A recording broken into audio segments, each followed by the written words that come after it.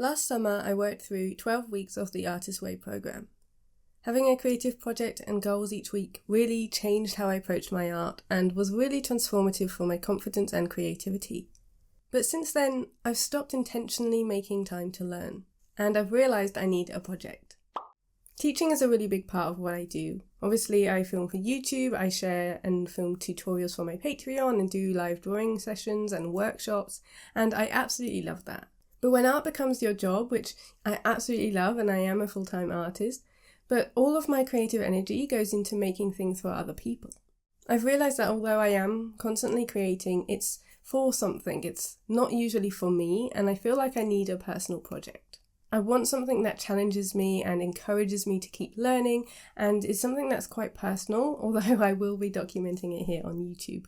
So over the last few months and kind of 2026 in general, I do feel like I've been wanting to have something to work towards. Something that does encourage me to keep improving and learn more and really develop and continue developing my skills as an artist. There's something I really believe in, which is that, you're constantly a student, you're constantly learning and trying new things and experimenting, and it's a really good place to be.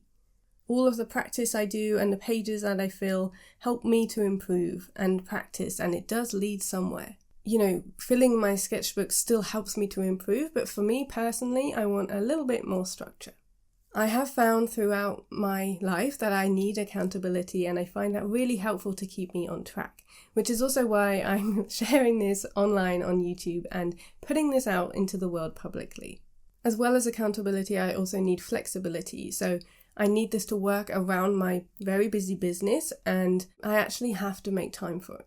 Without having the accountability, I always find excuses. My to-do list is never ending. It will constantly fill the space that I have for it. I think it's called Parkinson's law, where something takes as long as you give it. So, I don't know, I've just been finding that I've wanted to do this and I haven't been making time for it because I've been saying, oh no, I need to edit, oh I need to film this, I need to do that, rather than actually making time for the personal growth, and I think that's something that's really easy to do, to not prioritize things that are good for us and something that we want to do because, all of life stuff and admin and to-do lists kind of take priority, even when we know technically that they shouldn't. I know that this project will help me immensely, I just need to make time for it. Last year I discovered Newlyn School of Art and I bought a course by Debbie McKinnon and Mike Sanford, who are artists that I really admire, and I absolutely loved working through that. They are based in Australia, but they taught this in Cornwall, and I just loved really understanding their process and a little bit more about their compositions and their why, and that's what led me to the Newlyn School of Art year-long landscape course. So I've mentioned this a few times on vlogs just in passing about doing this course, and I know some of you are interested, and Newlyn have kindly reached out and given me 20% off code that I can share with you guys. So if you are interested, it's KT20 that you can put at checkout that works for this year-long online landscape course. But whether you're going to do that and follow along with me with the course, or just are interested or want to do your own sort of personal project, then I would love for you to follow me with this journey.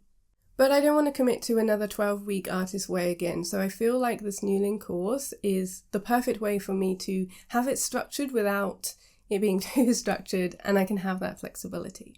So I want to pair the artist dates alongside doing this course, setting aside maybe a Friday afternoon each week to commit to my self-paced learning and actually, really encourage my creativity and push myself in ways that I haven't before. I think as artists, we often tell ourselves that we're going to do that. We're going to read all of the books, we're going to fill all of the sketchbooks and take all of these courses.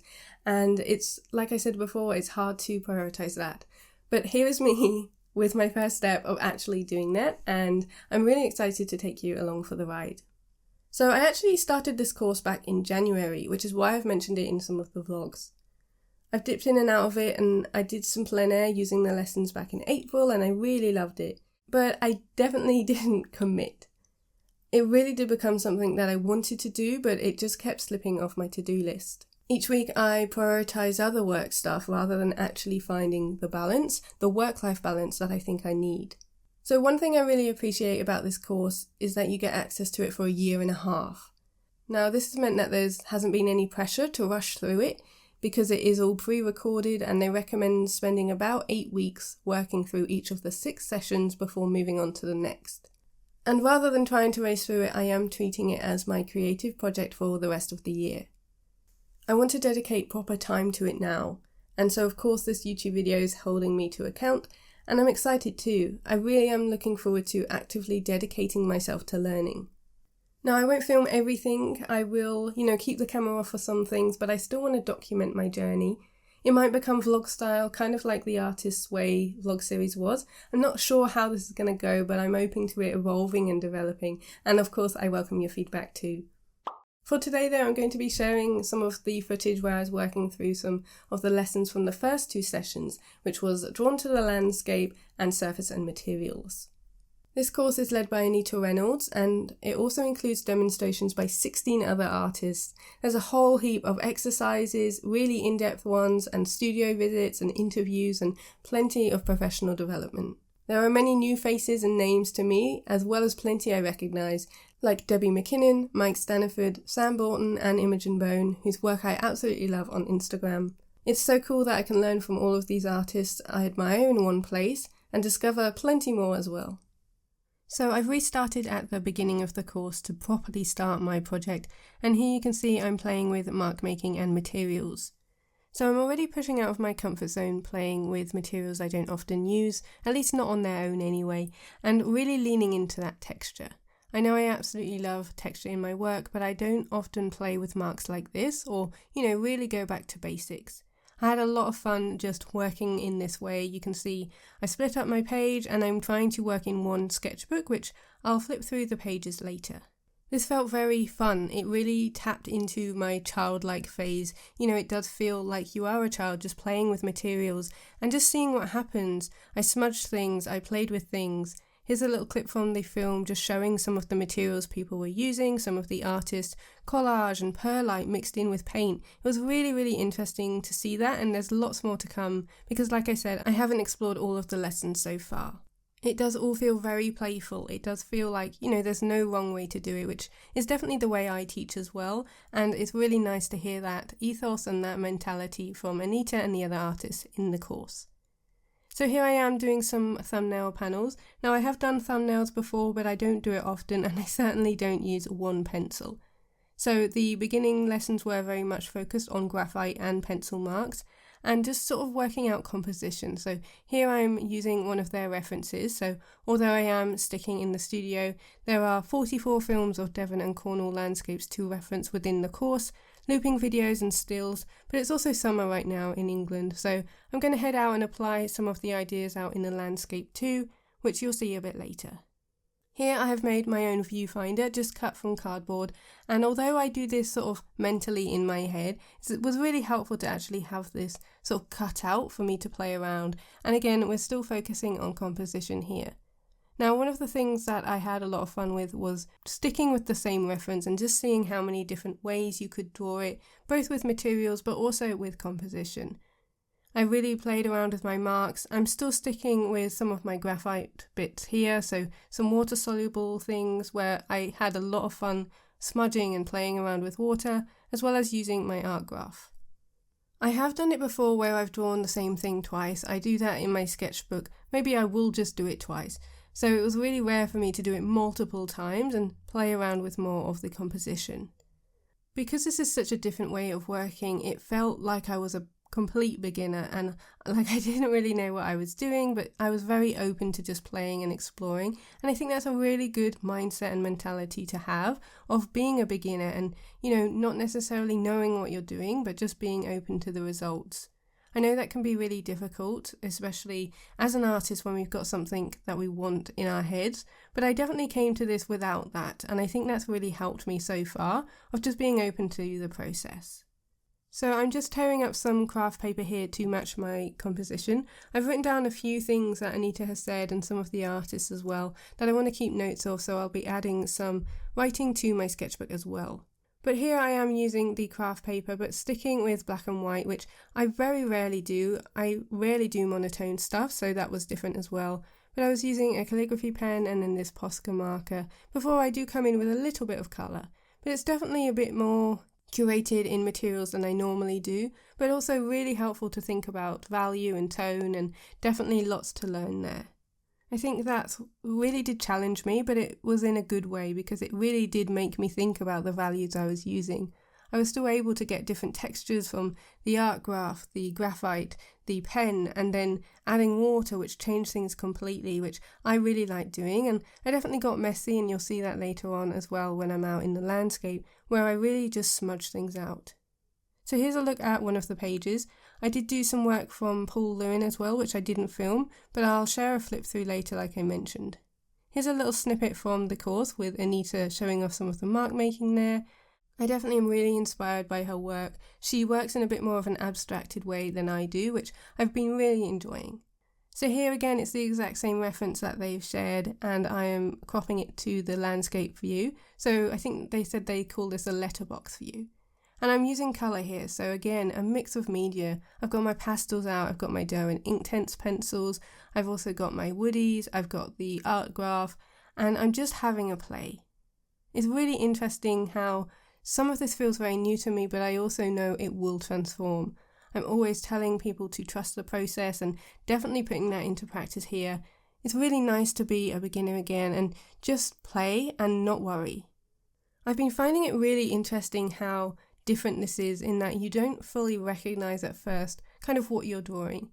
Less so on this one, but certainly some of the ones you'll see when I'm outside later. They're very abstract, and that was very different for me because I'm not used to it. I'm used to kind of drawing things and people knowing what's going on, whereas this is really pushing myself, and I'm going to talk a little bit more about that when I'm doing the plein air because I did find that the most difficult. But here I am just playing with my whole heap of mediums. I do feel grateful and lucky that I do have a lot of mixed media to play with, but you absolutely don't need to. The course really encourages using what you have. You can also use sticks and things that you find in the landscape to use with your paints and your inks. You can just use a HB pencil and get loads of different marks from it, so I really like that too. So I am still making a mess on my table. You see, I'm not actually working in the studio here. I was just using my dining table just to have a bit more room to spread out. And also it takes me away from being in my workplace. So I think I'm going to continue working on my dining table just so it feels a little bit separate and I can really get into student and play mode there. So again, using the Inktense, the art graph, and some woody pencils here, and then coming in with some more colour. So I'm still using a lot of colour here as well as the art graph, and it's just really interesting seeing how my process changes. I was really focusing on the bits that I loved, and I think that was something that Anita mentioned of what it is that interests you. So for me, I love that line and shape caused by these rocks, so I really highlighted that with the blue. And then I felt like the values were off over on this side, so it was really jumping around, which is how I work, but really thinking about what's working in this image and stepping back and then adding. And I don't think I ever worked this one, so that felt good too.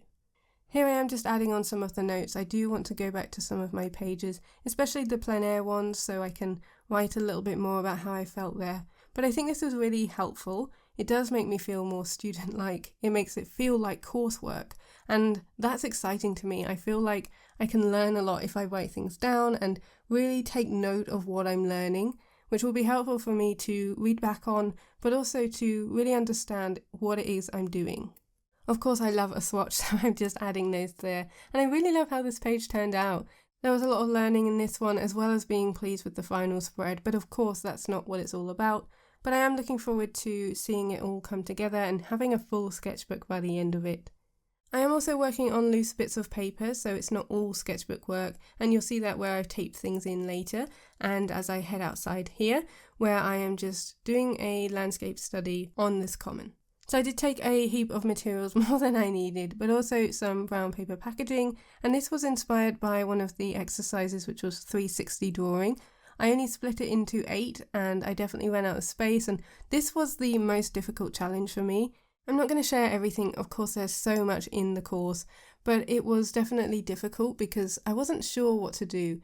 I didn't have much footage of that one, but you'll see that later on where I've cut the panels up and then you kind of piece them together. I know that they recommend doing lots of separate pieces of paper and work, so I did have a few different things to work on here, but I also had my trusty sketchbook, which is just a Royal Talens A4 sketchbook, but I've also been working on cartridge paper and the brown paper, which I've been sticking in. So again, I was using some of the materials I know I was enjoying, like the art graph and the dough and Inktense blocks. My biggest interest here wasn't actually the land, it was the sky. So you can see some of that cropping there, especially on the one on the left where I've gone narrow, so that most of the sky is there and the horizon line's very low. So I definitely learnt a lot, and I'm trying to apply the things I'm learning, not necessarily actively. Sometimes it's just you'll do something and be like, oh yeah, that's why I did that, because I did that earlier. So it's not like I'm thinking about it all the time, but I think coming to this and being able to do this weekly on my Fridays will be really helpful. So I also bought some ink. I took some Molitor ink as well as some Neo Art and some pencils and brush pens, just playing around. Now, I wasn't feeling great here. I mean, I was trying to just focus on the marks, but also being very aware that, I'm just playing. And I knew that this didn't look great, and it's hard for me to accept that, because I think we can all relate there. We want to create something that looks good, but I think that's one of the really good and challenging things about becoming a beginner again, is accepting that you don't know what you're doing, and it will mean you'll create some work you don't love. But like I say all the time, it doesn't mean there's nothing to learn from it. And that's what this is all about. Creating lots and lots of different pieces and seeing what works and what doesn't, and then applying it to your other work. And yeah, I think that's a really exciting thing that I'm looking to accept and really understand from this course. I really enjoyed some of the textures from the dough and Inktense blocks, especially in the clouds. I think the ones that I preferred were the lower horizon ones, and I did try to add more and more colour here, which actually I don't think worked. I think it would have been better if I kept things a bit more simple. I did enjoy the textures though. I did get very dirty hands, and here I was trying the long and thin one. I did tear the paper a little bit too low. This was using my Inktense and trying to be a bit more limited with my palette, so just a really soft light yellow and then that one Inktense pencil, which I think is in Thistle. And I didn't love the sketch, but I did love the colour palette, so definitely things I can take from each. This wasn't quite capturing what I wanted, so I went in with this really big Posca pen, and I think that captured the sky a lot better, trying to get some of those God rays that were coming through, and it was fun to be so tactile and then scraping with my nail, so I liked that a lot better when I added those marks. And actually I've got that freedom, I've got that playfulness, knowing I can just adjust this however I want. Because I don't love these paintings, I feel like I can take more risks and play a little bit more, and I'm not worried about ruining it. So I think that's a really, really good thing, and something I'm excited to play around with more. So here's a quick look at where I was with that wonderful sky, painting in the middle of this common. But I also want to show you some of my sketchbook pages. Here are the mark making exercises that I shared at the beginning, and it does feel quite rudimentary, but like I said, it's all part of the process. I also did these composition sketches following some lessons from Paul Lewin, which I really enjoyed using the art graph. And then I did this one, which was very, very colourful, so a lot more paint and texture here. And I really enjoyed that one. And then some more composition, playing with the layout with some of Anita Reynolds' lessons before doing that colourful one which you watched happen. I also did another version of that whilst on a creative hangout with my patrons, so that was with acrylic gouache. Again, same reference but a little bit different. And finally, the ones I did plein air, which you can see here, where I really was just playing around. And like I said, I want to add on some notes. When I am having so much fun, I'm noticing a lot, which is really exciting because I do feel like I'm going to learn loads. And there were so many things and prompts that I never would have done on my own. And also I'm creating a body of work which feels very exciting. I don't want to become a better artist by accident. I want to improve on purpose. Now, I'm a huge advocate and a total believer that, the more you create, the more you will improve. The more pages we fill in our sketchbooks and, coming to it every day or as often as we can is really important, and you will see improvement. But for me, I kind of want to rocket fuel this process. It's similar to when I did my 100-day and year-long daily art challenge, where, you just see improvement quicker because you're actively trying to do that more. And for me, I'm really excited to have this help from the online course and push myself with the artist dates to really see that happen. I think the hardest part about anything when it comes to improving ourselves is actually making that decision and committing to it. I know I need to carve out time for it in my week, and that this accountability is what I personally need. It's so easy to tell ourselves that we'll get to it next week, or when things are quieter, when that deadline's passed and things have calmed down, but we actually have to make that time. And already, just spending these last few weeks and doing these sessions, drawing and experimenting and playing around with composition and mark making, like I mentioned, has really excited me. It's really lit a fire in my belly. It's reminded me why I absolutely love learning, why it's so important to learn from others and other artists and how they see the world. And I'm really, really excited for this journey ahead. So this is going to be my project, just one day or an afternoon a week where I am dedicating time to this learning, doing my artist dates and seeing how I can push myself as an artist. If you're interested in following along yourself, like I mentioned earlier, Newlyn School of Art have kindly given me 20% off to share with you for the year-long online landscape course. If you're interested in doing it as well, then that is KT20, which you can put in at checkout, and I'll leave the information down in the description too. But whether you are doing that along with me or working on your own creative project, I would love to hear about it. If you need the accountability or, have been scared to just start it and have been putting it off, maybe this is a good sign. Please do share about it in the comments if you feel like you want to. And maybe we can cheer each other on along the way. And I'm really excited to share this journey with you all. A huge thank you to my patrons. Without them, I financially wouldn't be able to make these free YouTube videos every week. So a big shout out to them and thank you for watching. Hopefully it comes across how excited I am about this project. I really feel like that works for me, and I'm really excited to share the journey with you. I hope you have a creative week ahead, and I will see you all next Sunday in my new YouTube video. See you later!